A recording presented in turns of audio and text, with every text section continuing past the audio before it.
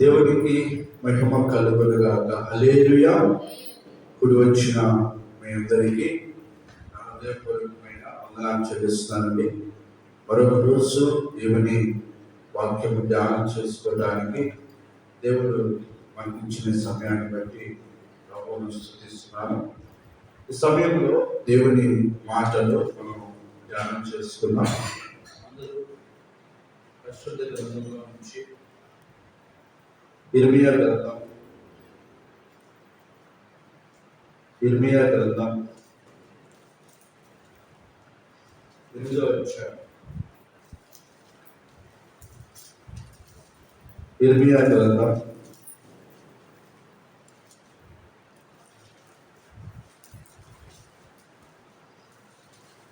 8వ అధ్యాయం 18 నుంచి 22 వచనాలు చదువుతున్నాం. ఇర్మియా గ్రంథం 8వ అధ్యాయము 18వ వచనం నుంచి 22వ వచనం చదువుతున్నాం.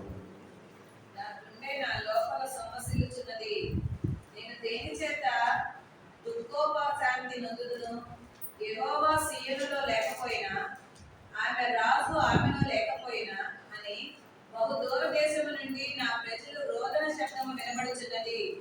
వారి విగ్రహముల చేతను అన్యమైన ఆయా రూపముల చేతను నాకేల కోపం తెప్పించి కోతకాలము గతించుచున్నది. గ్రీష్మకాలము జరిగిపోయేను, మనము రక్షణ నొందకయే ఉన్నాము అని చెప్పుదురు. నా జనుల వేదనను బట్టి నేను వేదన పడుచున్నాను, వ్యాకుల పడుచున్నాను. ఘోర భయము నన్ను పట్టి ఉన్నది. గిలాదులో గుగ్గిలము ఏమీయూ లేదా, అక్కడ ఏ వైద్యుడునూ లేడా? నా జనులకు స్వస్థత ఎందుకు కలగకపోవచ్చున్నది? దేవునికి మహిమ కలుగునుగాక. పాత నిబంధన ఇర్మియా గ్రంథం 8వ అధ్యాయము పేజ్ నంబర్ 635. 8వ అధ్యాయం 18 నుంచి 22 వచనాలు చదువుతున్నాం. నేను ఒకసారి చదువుతాను, అందరూ 18వ వచనం కానించి చూడండి. 8వ అధ్యాయం 18.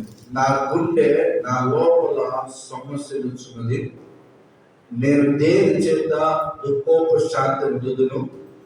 యెహోవా సీయోనులో లేకపోయినా, ఆమె రాజు ఆమెలో లేకపోయినా అని బహు దూర దేశము నుండి నా ప్రజల రోదన శబ్దం వినబడుచున్నది. వారి విగ్రహముల చేతను అన్యమైన మాయా రూపముల చేత నాకేలా కోపము తెప్పించింది. ఈ మాటలు ప్రవక్త అయిన ఇర్మియా మాట్లాడుతున్నారు.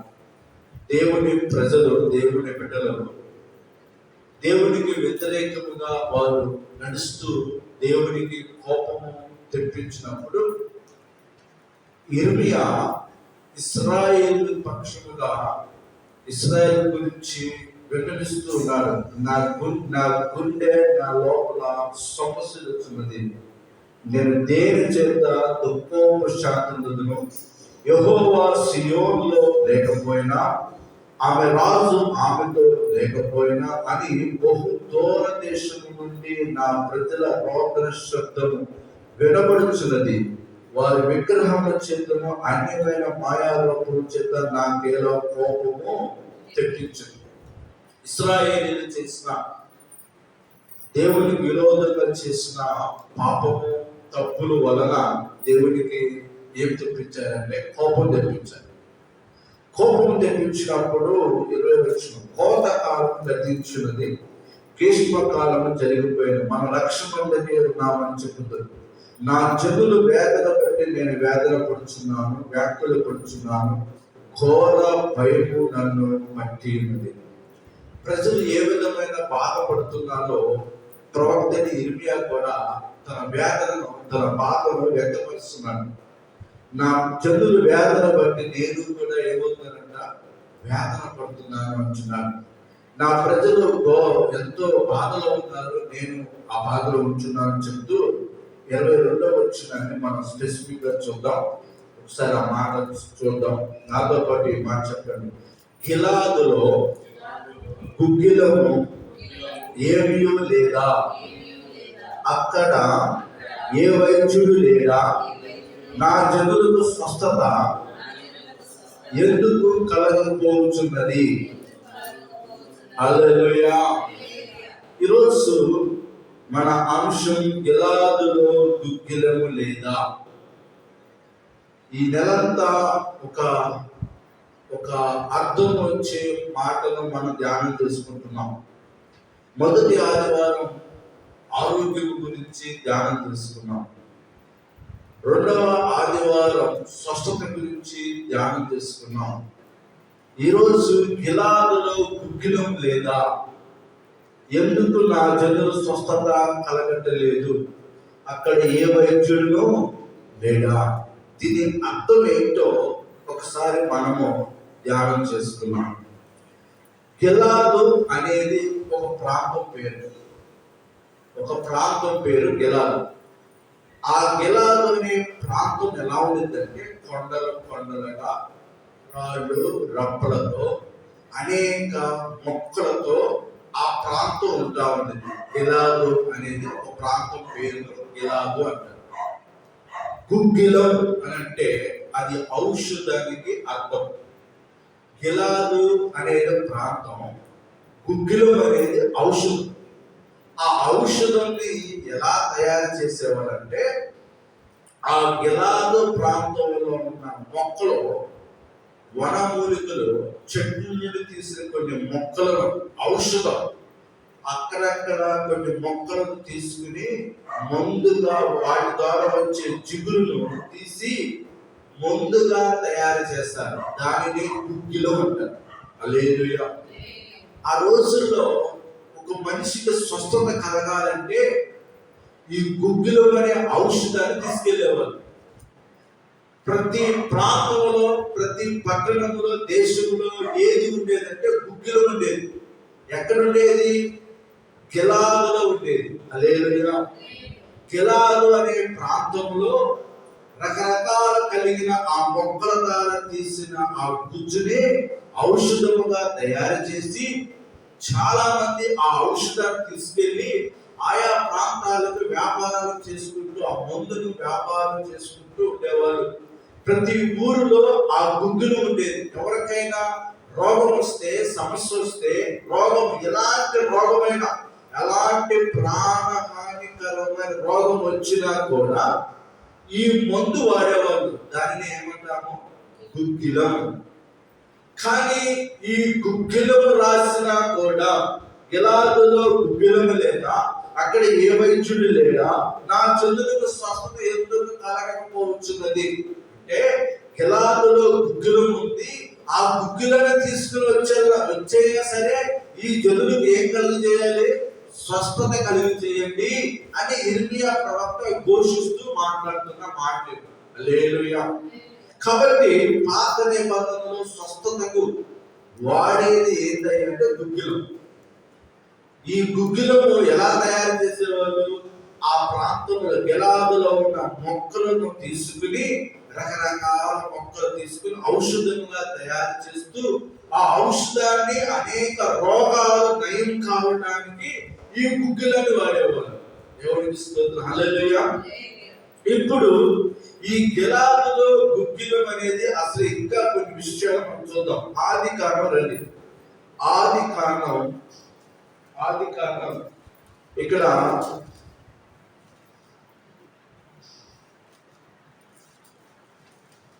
ఆది కాండం 30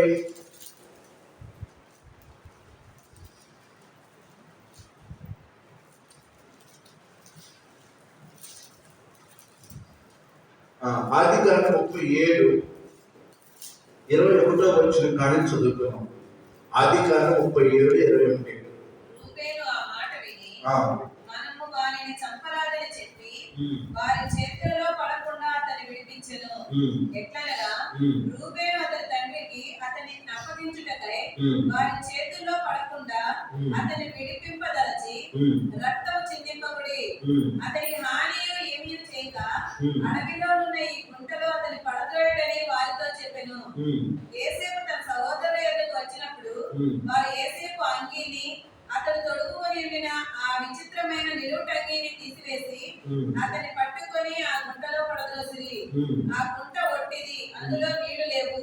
వారు భోజనము చేయక కన్నులెత్తి చూడగా ఐగుప్తులకు తీసుకుని పోటకు ముగ్గిలము మస్తకయు గోడమును మోయిచున్న ఒంటెలతో ఇష్మాయేలీలైన మార్గస్థులు గిలాదు నుండి వచ్చుచుండిరి. ఇష్మాయేలీలైన మార్గస్థులు ఎక్కడికి వస్తారంట? గిలాదు నుండి వస్తున్నారు. గిలాదు నుండి వస్తే ఏమి తీసుకొస్తున్నారు? అక్కడి నుంచి గుగ్గిలము మస్తికయు బోళమును మోయించున్న ఒంటెతో ఇష్మాయేలీల మార్గస్థులు గిలాదు నుండి వచ్చుచుండిరి. అసలు వీళ్ళు చేసే పని ఏంటంటే వ్యాపారం చేసుకునే వాళ్ళు ఇష్మాయేలీలు.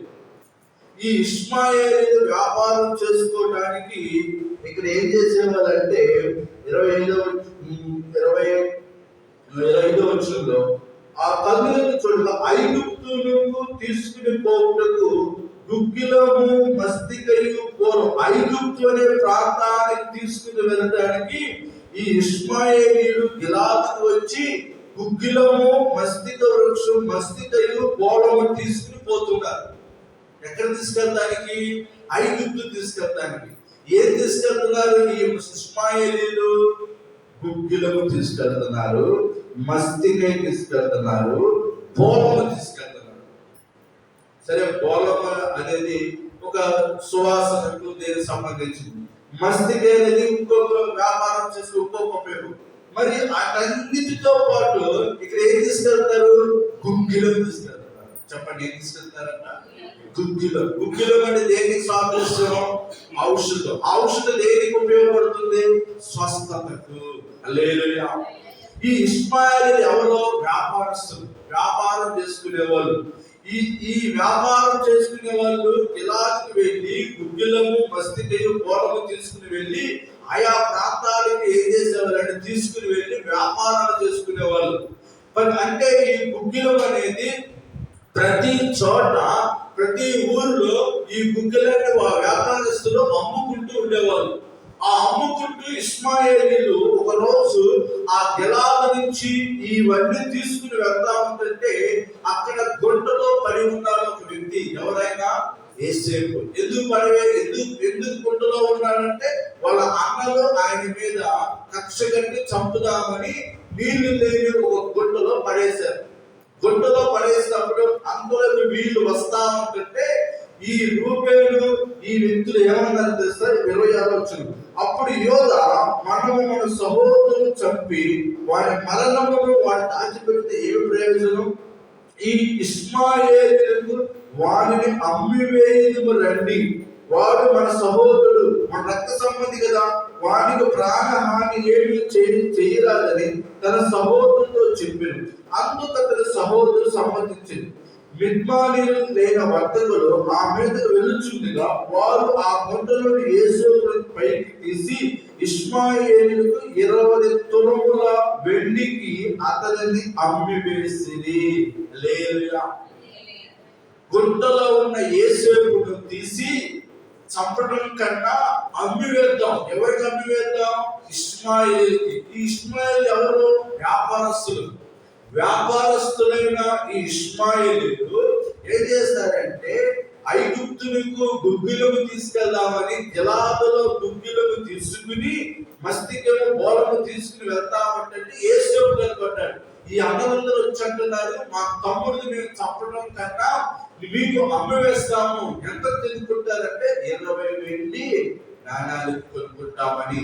20 వెండి తులములకు 20 తులముల వెండికి అతనిని అమ్మివేసింది. హల్లెలూయా. ఇప్పుడు ఈ ఇష్మాయేలు ఏం చేశారు? యోసేపును తీసుకుని వెళ్ళి ఐగుప్తుకి వెళ్ళి అక్కడ రాజుకి అప్పగించేశారు. ఎవరికి స్తుతి. హల్లెలూయా. కాబట్టి ఇప్పుడు ఈ ఇష్మాయేలీలు వ్యాపారం చేసుకోవడానికి ఏం ఉపయోగపడుతుందంటే గిలాదుల నుంచి గుగ్గిలు తీసుకెళ్లి అన్ని చోట్ల అమ్ముకుంటున్నారు. ఇది ఒక వ్యాపారమైన ఔషధంగా. అంటే ప్రతి ఊరిలో ఐగుప్తులో స్వస్థత లేదు. ఐగుప్తులో అనారోగ్యంతో బారిన పడిన వాళ్ళు చాలా మంది ఉన్నారు. ఆ ఐగుప్తుకు ఏం తీసుకెళ్తున్నారు? గుగ్గిలం తీసుకెళ్తున్నారు. అందుకే గుగ్గిలం అనేది స్వస్థతకు సాదృశ్యంగా కనబడుతుంది పాత నిబంధనలో. మరొక మాట చూద్దాం. ఆదికాండం 43 ఆదికాండం 43:11. వారి తండ్రి అయిన ఇశ్రాయేలీయుల వారితో, అట్లయినా మీరు ఇలాగ చేయుడి, ఈ దేశమందు ప్రసిద్ధములైనవి అనగా కొంచెము మస్తకి, కొంచెము తేనె, సుగంధ ద్రవ్యములు, బోళము, పిస్తాచకాయలు, బాదము కాయలు మీ గోనెలో వేసుకొని ఆ మనుష్యునికి కానుకగా తీసుకొని పోవుడి. రెట్టింపు రూకలు మీరు తీసుకొనుడి. మీ గోనె మూతిలో ఉంచబడి తిరిగి వచ్చిన రూకలు కూడా చేత పట్టుకొని పోయి మరలా ఇచ్చి వేయండి. ఇప్పుడు ఇక్కడ ఒక స్టోరీ తెలుసుకోవాలి మనం.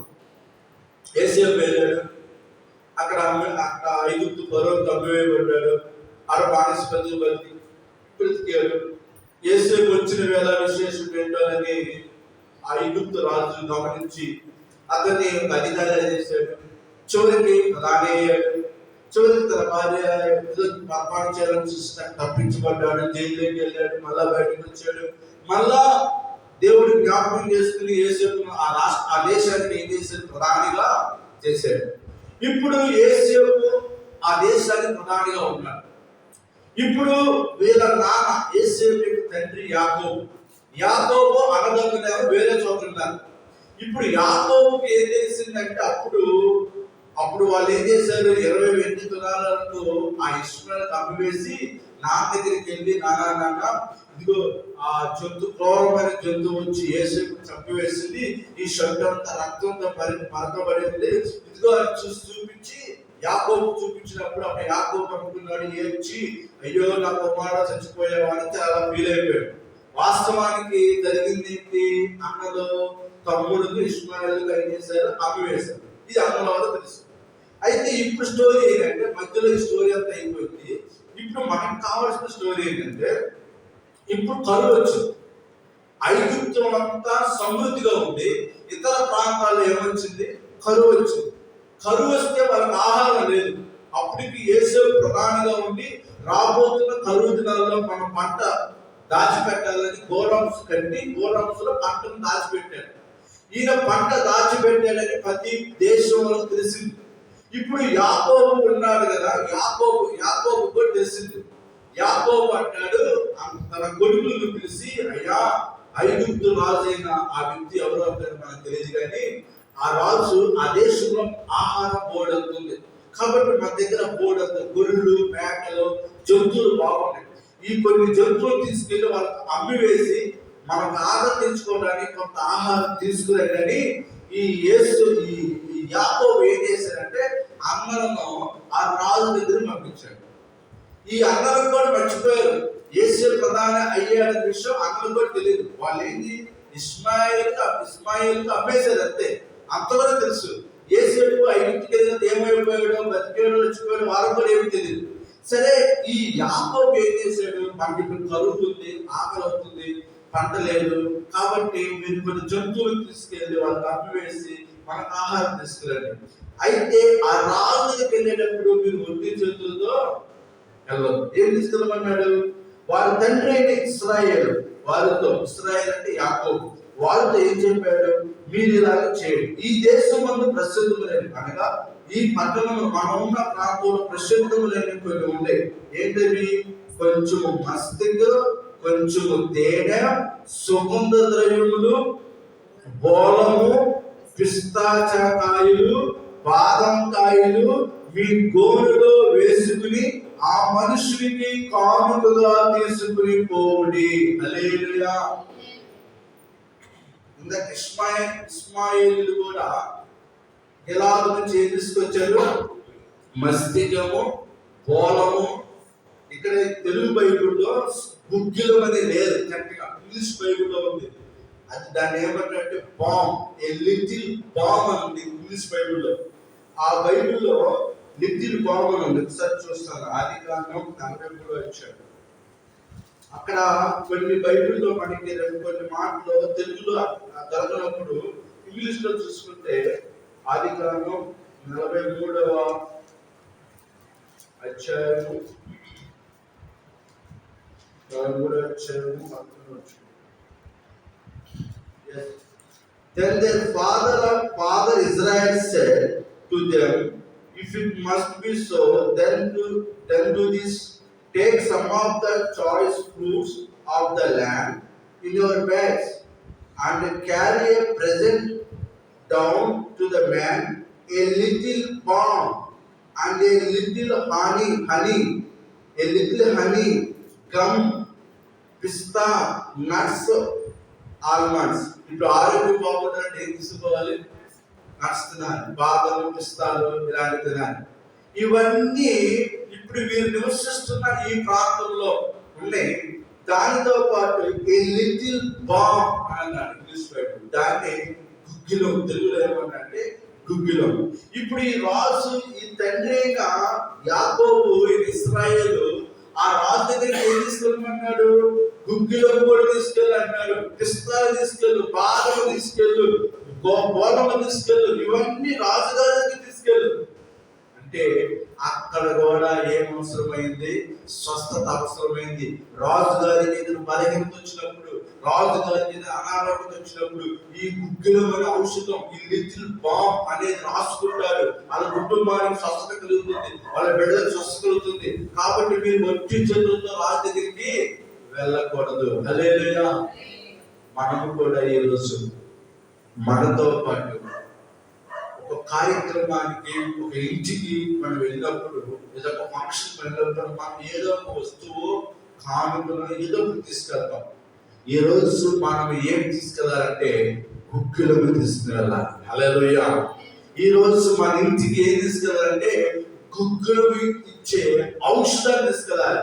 ఆ ఔషధము ఏంటి అంటే ప్రభు అయిన యేసు ప్రభు యొక్క రక్తం. హల్లెలూయా.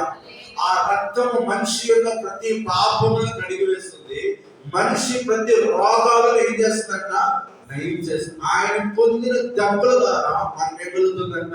స్వస్థత కలుగుతుంది. అందుకే ఆనాడు గుగ్గిలం వాడారు, ఈ రోజు మనం ఏం వాడాలి? యేసు రక్తం వాడాలి. గుగ్గిలము చెట్ల ద్వారా తయారు చేయబడిన ఆ గుజ్జును, ఆ గమ్మును తీసుకుని ఔషధంగా ఎలాగే తయారు చేశారో, యేసు ప్రభువును కూడా ఆ సిలువలో ఏం చేశారంట? వేలాడదీసి ఆయన కొట్టి, చిత్రహింసలు కొట్టి, ఆయన పొడిచినప్పుడు, ఆయన గాయం చేసినప్పుడు ఆ చెక్క మీద నుంచి కిందకి ఏం కాలింది? రక్తం కాలింది. ఆ రక్తం ఎవరికి ఉపయోగపడుతుందంటే మనిషిని స్వస్థపరచడానికి. ఆమేన్. హల్లెలూయా. ఈ రోజు గుగ్గిలం ఏంటంటే యేసు ప్రభు యొక్క రక్తం. దేవునికి స్తోత్రం. హల్లెలూయా. యేసు రక్తం సర్వ రోగాలను తీసివేస్తుంది. ఆమేన్. హల్లెలూయా. యేసు రక్తం ప్రతి బలహీనతను తీసివేస్తుంది. అందుకే విశ్వాసంతో మనం ఏం చేస్తాం తెలుసా? కొత్త నిబంధనలో యేసు ప్రభు నూనె రాచి రోగులు ఏం చేశారంట?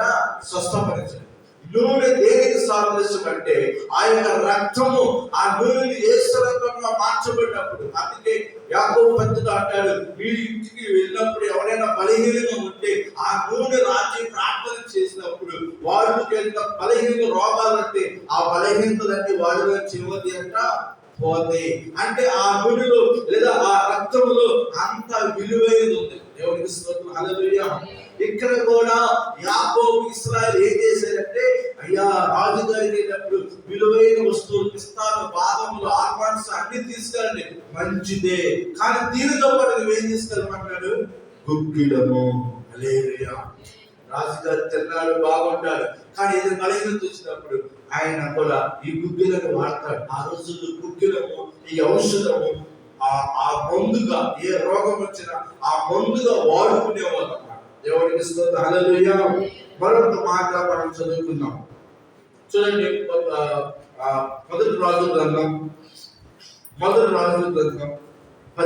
అధ్యాయం 1వ వచనం. మొదటి రాజుల గ్రంథం 17వ అధ్యాయం 1వ వచనం.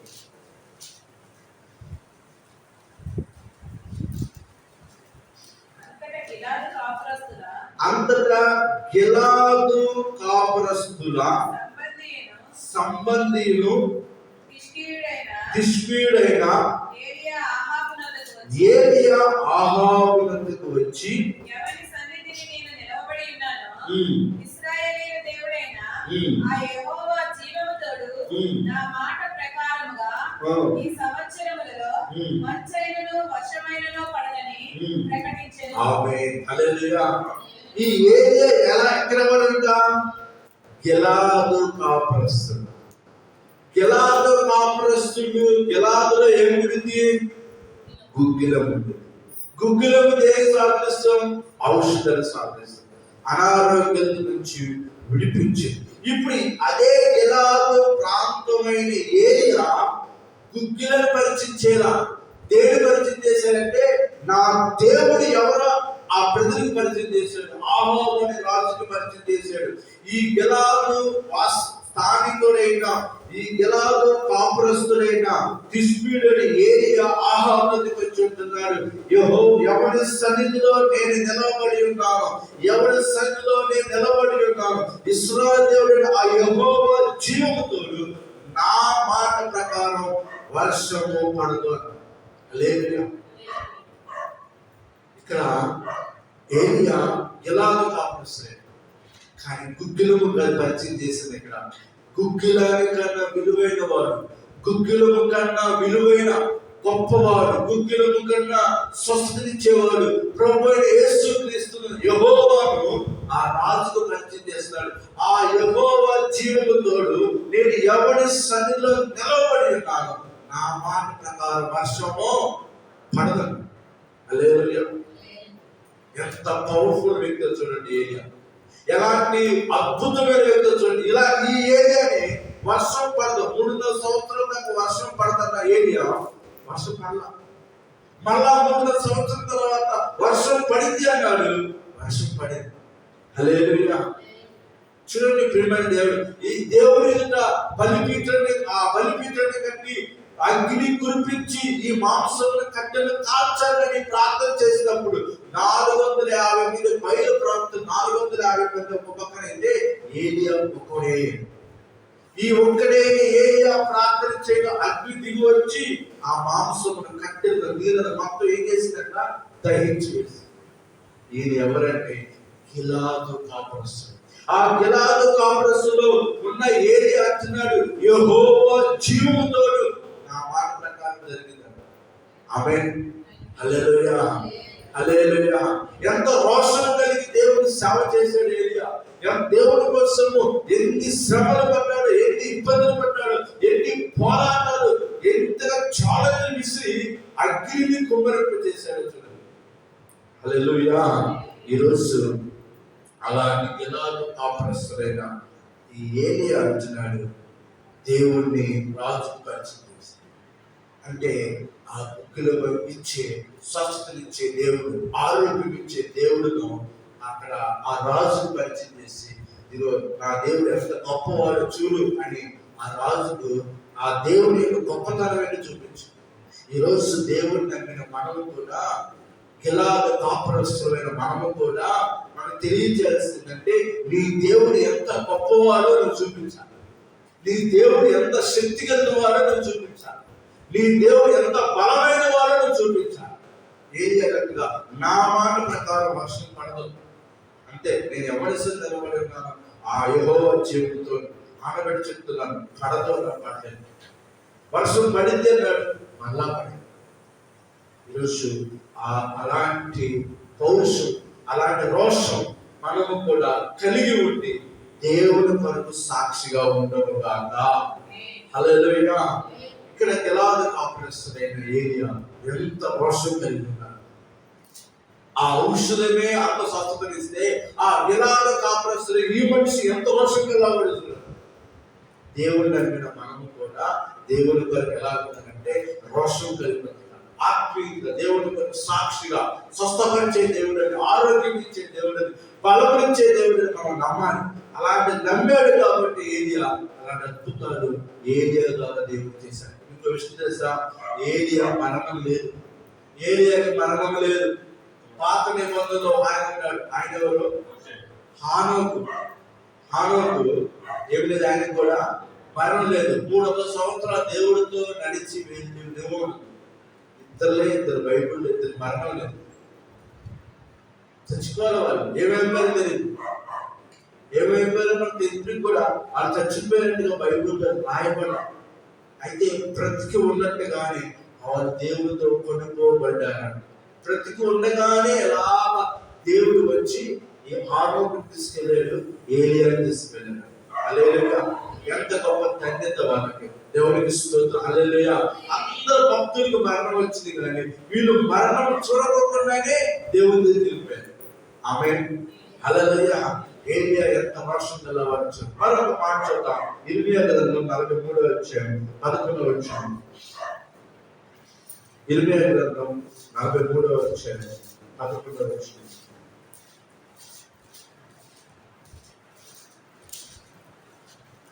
అతడు వచ్చి తెగులునకు నిర్ణయమైన వారిని తెగులునకు 46 11వ.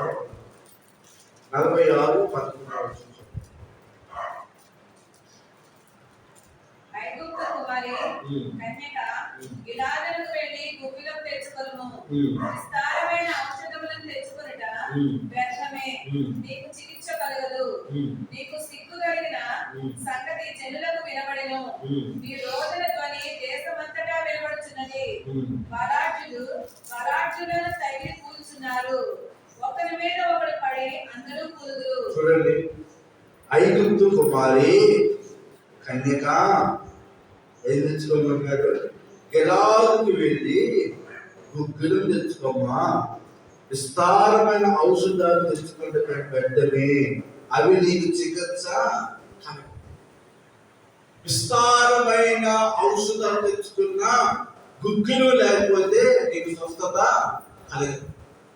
అంటే దేవుడు లేకపోకుండా మనకు స్వస్థత కలగదు, ఆరోగ్యము రాదు. కొంతమంది ఎంత వైద్యము, ఎంత మందులు వాడినా కూడా పరిపూర్ణమైన స్వస్థత రాదు.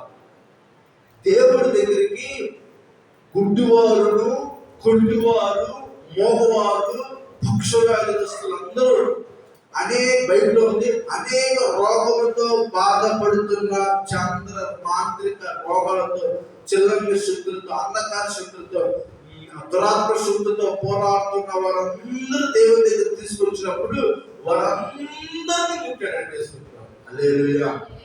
వాళ్ళందరూ వచ్చిన వారు అదే రోగంతో ఇంటికా నుంచి ఆయన దగ్గర నుంచి బయటకు ఎలా వెళ్ళారు?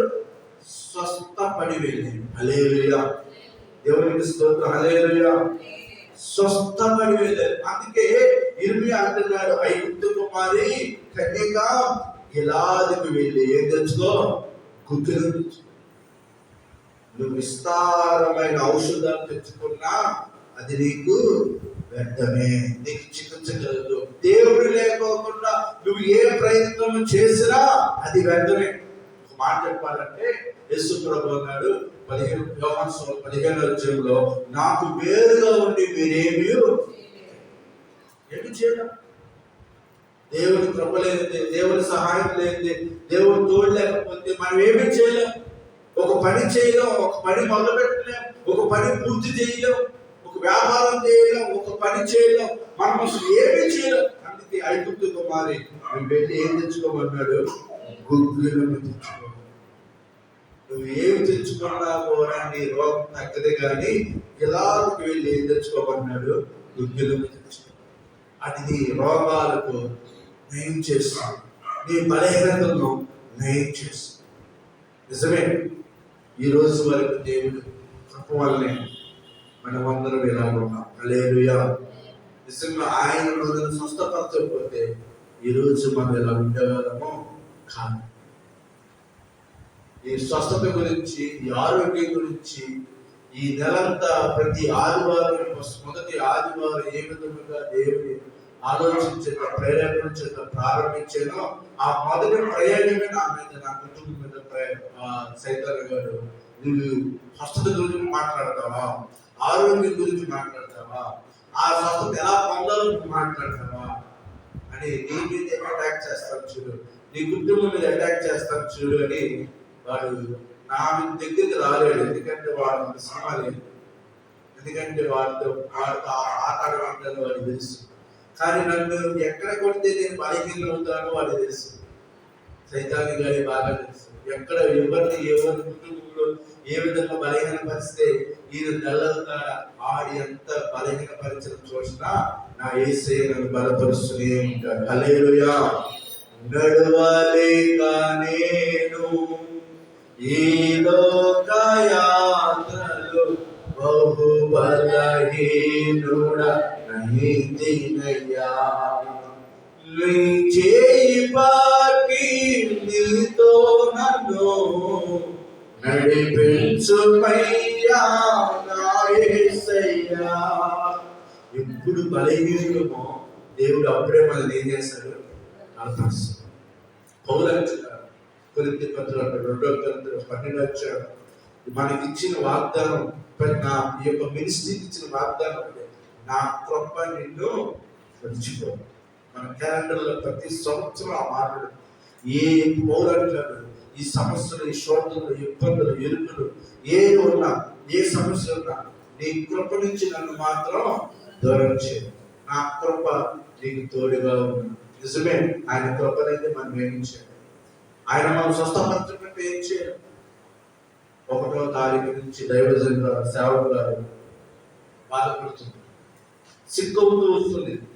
తిండి తక్కువ, ఒకటే పెయిన్, చెస్ట్ పెయిన్, ఆ రొమ్ము పెయిన్ లెఫ్ట్ సైడ్. మనం ఎన్నో జ్వరం చూపిస్తే జ్వరం తగ్గిన తర్వాత టెస్ట్ చేస్తే ఇన్ఫెక్షన్ చేయలేదు. ఆ ఇన్ఫెక్షన్ టాబ్లెట్స్ వాడుతున్నాం కూడా సరైన కాసేపు రిలీఫ్ ఉంటుంది, కాసేపు బాగట్లేదు. అదే టైంలో మన మీటింగ్స్ 5, 6, 7 మన ప్రార్థన, ఆ హడావులో నేను ఇటు ప్రార్థనలు, అటు బలహీనత, ఇక మామూలు పరిస్థితులు కాదు. కానీ ఎన్ని పరిస్థితులు వచ్చినా మరి గడిచిన ఈ వారంలో నేను నాకెందుకో ఒకరోజు రాత్రి 9:30 టైంకి వచ్చి, ఎందుకు ప్రభు ఈ సమస్యకు విడుదల రావట్లేదని నేను వచ్చి చర్చిలోకి వచ్చి ప్రార్థన చేసుకున్నాను. 9:30 టైంకి రోజు సాయంకాలం బయటకు వెళ్ళకోకుండా అసలు ఏంటి సమస్య అర్థం కావట్లేదని వచ్చి కాసేపు ప్రార్థన చేద్దాం కొంచెం కూర్చున్నాను. అలా కూర్చున్నాను 10 నిమిషాలకి, ఆ గోడకాలంలో కూర్చున్నాను 10 నిమిషాలకి వెంటనే నాకు ఆలోచన వచ్చింది. ఈ 7 రోజుల 8 రోజులు నాని ఆలోచన ఒక ఆలోచన వచ్చింది. ఏంటి తెలుసా, అర్జెంటుగా నీ భార్యకి ఆపరేషన్ చేసినాను, ఫోన్ చేయాలి ఆలోచన వచ్చింది. అసలు ఇప్పుడు దాకా ఆలోచన రాల, ఆ 7 రోజులు ఆలోచన రాదు. ఏంటి ఇప్పుడు ఇక్కడ చూస్తున్నాను, ఇక్కడ చూపిస్తున్నాను అర్థం కాకదని ఏం చేశాను, వెంటనే కాల్ చేసి ఇక్కడే మేడం ఎత్తలేదు. వెంటనే మెసేజ్ టైప్ చేయకుండా మెసేజ్ టెస్ట్ చేయమని మెసేజ్ పెట్టి, మేడం ఇట్లా భార్యకి ఇట్లా చెస్ట్ పెయిన్ గా ఉంటుంది, దానివల్ల హెడ్ ఫుడ్ తీసుకోలేకపోతుంది, చాలా సిక్గా ఉంటుందంటే మీరు వస్తే కానీ మేము చూడలేము, ఇది మామూలుగా చూడకపోవడం చెప్పి వైద్యం చేసేది కాదు అని అంటే, ప్రస్తుతం ఆ పెయిన్ తగ్గడానికైనా టాబ్లెట్స్ ఇవ్వండి అంటే వెంటనే వేరే టాబ్లెట్స్ మెసేజ్ పెట్టింది. వెంటనే వెళ్ళి ఆ టాబ్లెట్ తీసుకొచ్చాను. ఆ టాబ్లెట్ వాడిన కొంత పెయిన్ తగ్గింది. ఆ టాబ్లెట్ వేసుకునేసేపు కాసేపు పెయిన్ రిలీఫ్. సరే ఆ రోజు పెయిన్ తగ్గింది అని సరదాగా సరే జనరల్గా ఉండిపోయాడు, తగ్గిపోయింది అనుకుంది. ఆ నైట్కి మళ్ళా కొంచెం ఇబ్బందిగా అవుతుంది, నీరసం అయిపోతుంది. ఇక గురువారం నేను చెప్పాను, ఇక ఆ నైట్కే నేను ఓన్గా డిసిషన్ తీసుకున్నాను, ఇక లాభం లేదు, ఇక మనం ఇక్కడ ఉంటే ఇంకా లేట్ అయిపోయిందని.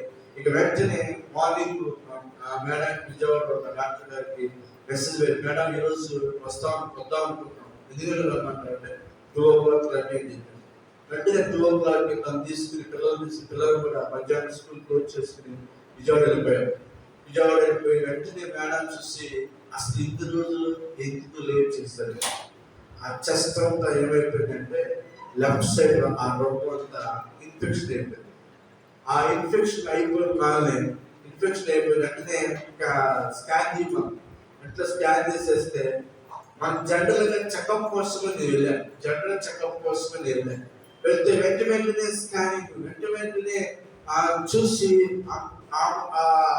ఆ బ్రెస్ట్ చూసే లేడీ డాక్టర్ ఆమె పిలిపించి చూపిస్తే ఆమె తింటే ఏంటంటే 8 రోజులు ఎందుకు లేట్ చేసి 10 days ఎందుకు లేట్ అయిపోయింది, జస్ట్ అంతా ఇన్ఫెక్షన్ అయిపోయింది అని ఇంకా బ్లడ్ టెస్ట్ చేస్తే బై గాడ్ ఫేస్ అంత ముందరే నేను చేయించాను.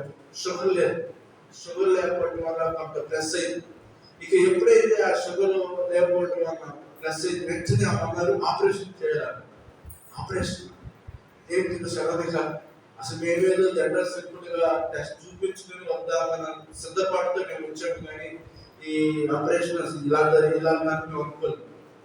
ఇక ఆ టైంలో నేను అర్థం కదా, 5:30కి చెప్పింది మేడం. ఆ మేడం కూడా చూసి చెప్పి ఖచ్చితంగా ఆపరేషన్ చేయాలండి. ఆ మేడం స్పెషలిస్ట్, బ్రెస్ట్ చూసే స్పెషలిస్ట్ ఆ మేడం ఆపరేషన్ చేసే మేడం ఖచ్చితంగా చేయాలంటే మీరు సిద్ధపరచుకోండి. ఇప్పుడు 35,000 సిద్ధపరచుకోవాలి. అసలే లోతు, చాలా భారీ లోతులో ఉంటాం. ఈ భారీ లోతులో మరలా డబ్బులు కావాలి అంటే మేమేదో జస్ట్ సింపుల్ గా చూపించుకున్నామని వెళ్ళే మాకు ఈ ఇమ్మీడియట్ గా ఆపరేషన్ చేయాలి. ఇప్పటికే ఇన్ఫెక్షన్ బాగా అనేసరికి నాకు మైండ్ బ్లాక్ అయిపోయింది. కాసేపు అయితే కన్సిడర్ చేసింది. ఇప్పుడు ఆపరేషన్ అంటే ఏం చేద్దాం తెలుస్తున్న అందరికి, శివుడు చక్రవర్తి గారికి, ప్రసాద్ గారికి, ఇంకా ఇద్దరు ముగ్గురు చేశాను. సరే వీళ్ళందరూ అరగంటలో 10 నిమిషాలు విషయం చెప్తాం, అమౌంట్ ఏదో ఒకటి ప్లాన్ చేద్దాం. అరగంట గంటలో 50 వేలు జోక్స్కొని వచ్చేసి వెంటనే ఆపరేషన్ 7:30, 8కి ఆపరేషన్ వేరే హాస్పిటల్ తీసుకెళ్ళి అక్కడ ఆపరేషన్ చేశాను. చెస్ట్ గాయం కోసి పైన గాయపరిచి ఆమె చెయ్యి పెట్టేలా ఆ చీమంతా తీసేసి, గాయం చాలా పెద్దగా ఉంది. చీమంతా నా ఫోటో చూపించే చీము, నా ఫోటోలో నా చీమంతా ఒక బౌల్లో తీసుకొచ్చి చూపించాను. ఇంత చీము ఉందండి, మీరు ఎందుకు ఇంత నెగ్లెక్ట్ చేశారు? ఎప్పుడైతే ఆ చీము చూసి ఇంకా 11 అయింది, అప్పటికి 11:30 అవుతుంది.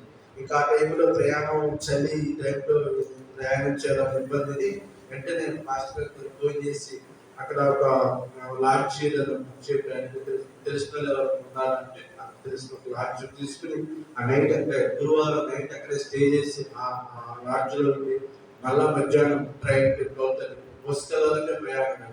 ఈ వామిటింగ్, ఇద్దరికి వామిటింగ్స్ ఒక బాధగా ప్రయాణం చేయాలి కాబట్టి ఇక ట్రైన్ 12:30 ట్రైన్ ప్లాన్ చేసుకుని మళ్ళా ఇంటికి రావడం జరిగింది.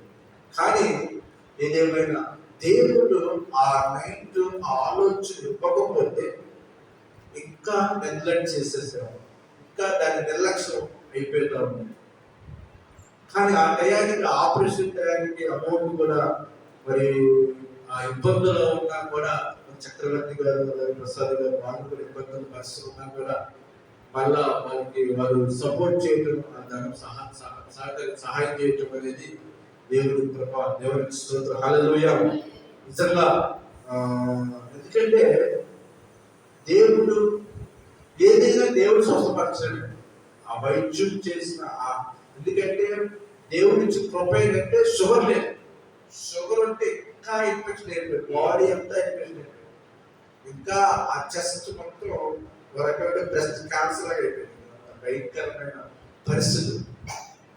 ఈ వారం అంతా ఈ శోధన, ఈ పరిస్థితి అయినా శోధించబడిన మీద ఏమవుతామంట సువర్ణ.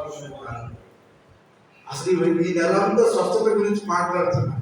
మొదటి ఆదివారం నుంచి దేవుడు మనలో బాగు చేస్తాడు, మనం స్వస్థపరుస్తాడు, మనకు ఆరోగ్యం ఇస్తాడని మాట్లాడుతుంటే మాట్లాడుతున్న నా కుటుంబం మీదే దేవుడు సైతానికి వాడు రాయి వేస్తే ప్రయత్నించి, ఏదేమైనా వాడు ఎన్ని రాయలు వేసినా గుగ్గులమైన ప్రభువైన యేసుక్రీస్తు మనకు ఉన్నాడు. హల్లెలూయా. అందుకే ఇక్కడ దేవుని వాక్యం చదివిస్తుంది. ఇర్మియా గ్రంథం 46లో మనం చదువుకున్నాం కదా, 11. ఐగుప్తు కుమారి కన్యక గిలాదుకు వెళ్ళి గుగ్గులము తెచ్చుకునము, విస్తారమైన ఔషధము తెచ్చుకున్న వెంటనే నీకు చికిత్స కలగదు. హల్లెలూయా. చూడండి, గుగ్గిలము తెచ్చుకో, గిలాదుకు వెళ్ళి గుగ్గిలము తెచ్చుకో. ఆ గిలాదులో ఏలియా ఉన్నాడు. అలాంటి రోషం కలిగిన ఏలియా దేవుడి కొరకు నిలబడ్డాడు. గుగ్గిలము, ఆ ఔషధము ప్రభు అయిన యేసుక్రీస్తుకు సాదృశ్యం. అందుకే చూడండి, చివరిగా 2 మాటలు చదివి ప్రార్థన చేసుకుందాం. యెషయా గ్రంథం 53వ అధ్యాయంలో మనకి స్పష్టంగా దేవుని వాక్యం సెలవిస్తుంది. యెషయా గ్రంథం 53వ అధ్యాయం 4వ వచనం చదువుతున్నాం. నిశ్చయముగా అతడు మన రోగాలను భరించెను, మన వ్యసనములు వహించెను. శ్రమనొందిన వారిగాను మనం అతన్ని ఎంచితిమి. మన అతిక్రమపు క్రియలను బట్టి అతడు గాయపరచబడెను, మన దోషములను బట్టి నలగొట్టబడెను, మన సమాధానార్థమైన శిక్ష అతని మీద పడెను.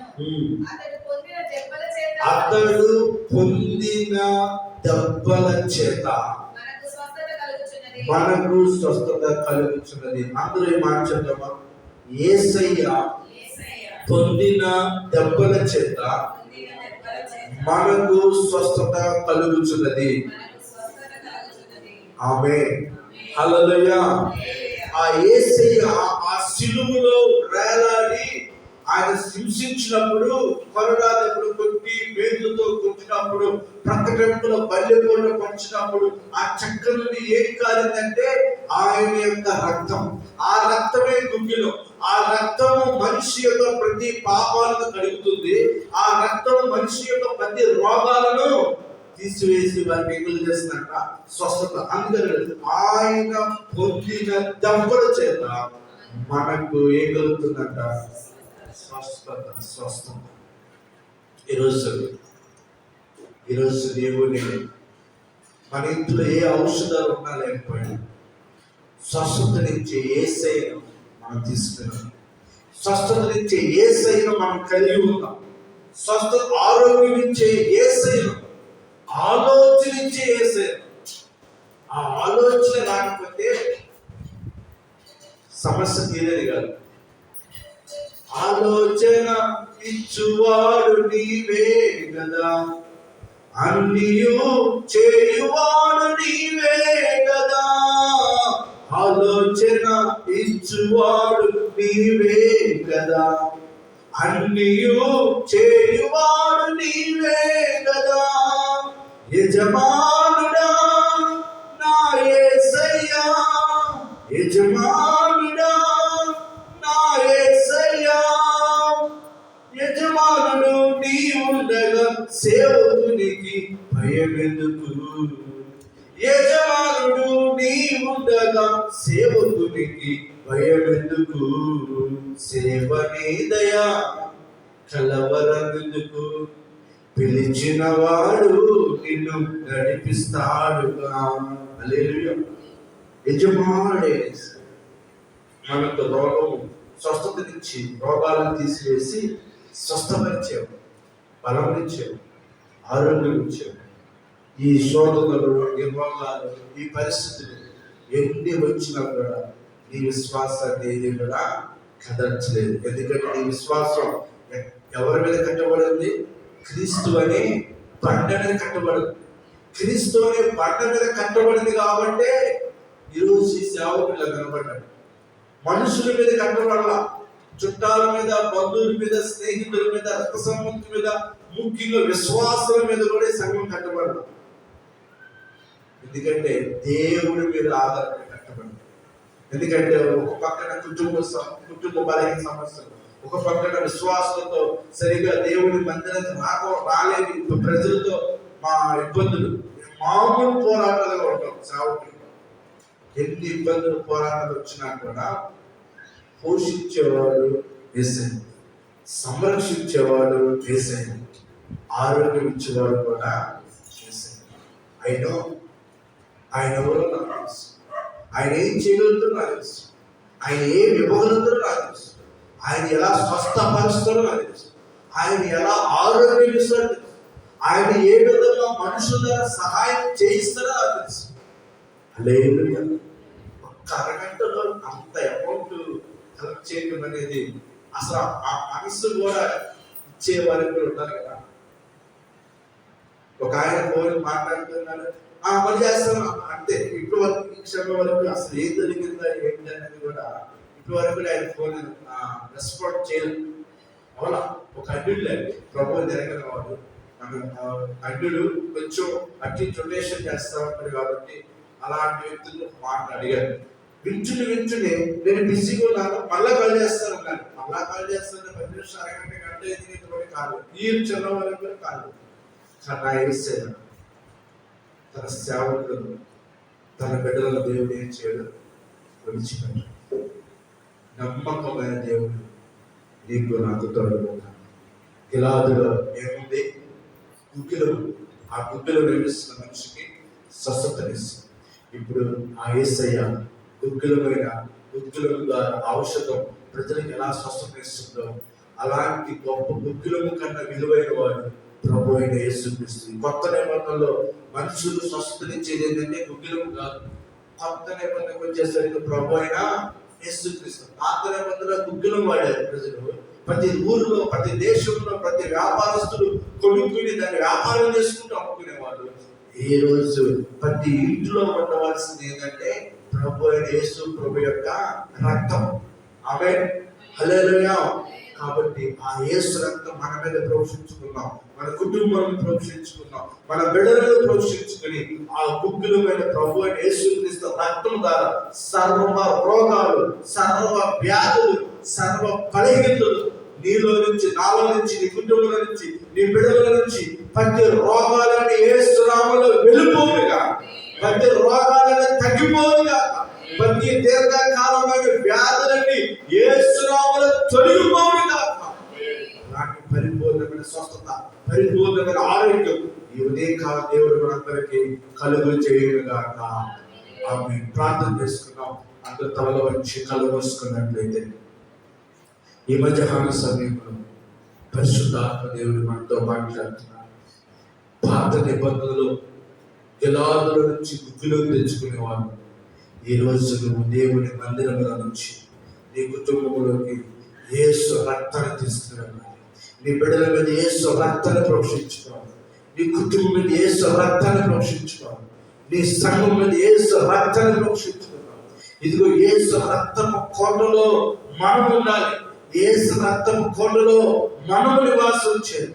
యేసు రక్తంలో మనం పరిశుద్ధపరచబడాలి. ఈరోజు ఆ రక్తము మన సర్వ రోగాలను తీసివేస్తుంది. యేసు రక్తంలో మన అందరికీ స్వస్థత ఉంది. యేసు రక్తము మనందరూ స్వస్థపరుస్తుంది. కాబట్టి ఆయన పొందిన దెబ్బల చేత మన ప్రతి రోగాలు తీసివేస్తాడు. ప్రార్థన చేసుకుందాం. ఒకరు ప్రార్థన చేయండి. ఇక విత్తబడిన వాక్యం నిమిత్తం మన అందరి దేవుడు ఆ వాక్యం నీరు ఫలించబడే విధంగా ప్రార్థన చేసుకున్నాం. హల్లెలూయా. స్తోత్రం.